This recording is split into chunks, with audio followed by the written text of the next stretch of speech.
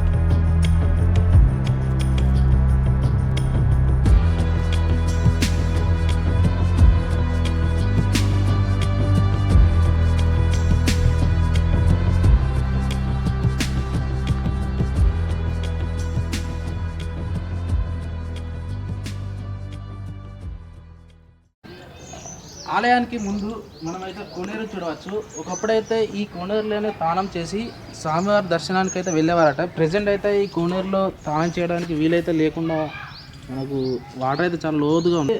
ఎక్కడెక్కడికో సొరంగ మార్గాలు ఉన్నాయని చెబుతారు. ప్రజెంట్ అయితే మనకు వెళ్ళడానికి లోపలికి ఏం లేదు. గంగమ్మ అమ్మవారిని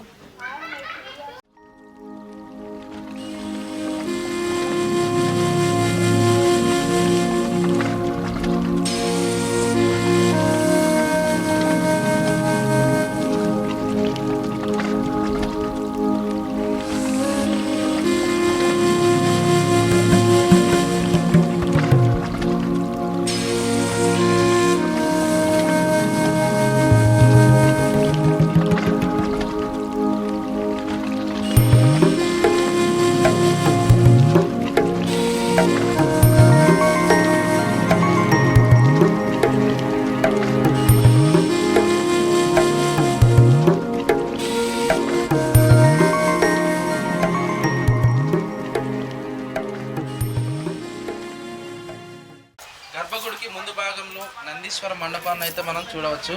ఈ మండపం కూడా చాలా అద్భుతంగా అయితే శిల్పకులతో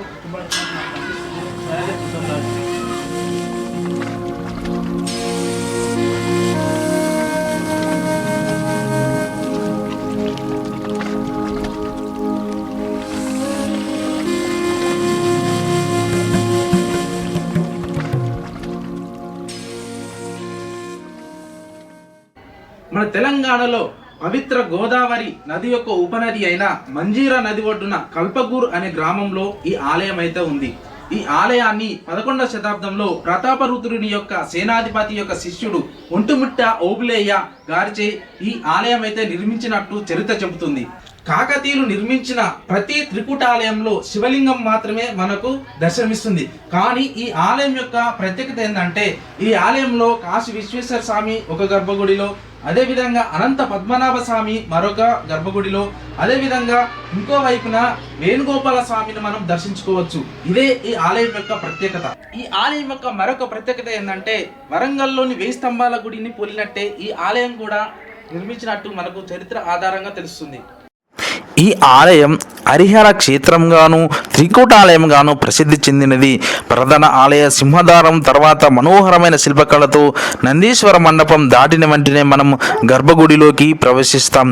ఈ గర్భగుడిలోని అతి పెద్ద శివలింగం అంటే శ్రీ కాశీ విశ్వేశ్వర స్వామిని మనం దర్శించుకోవచ్చు.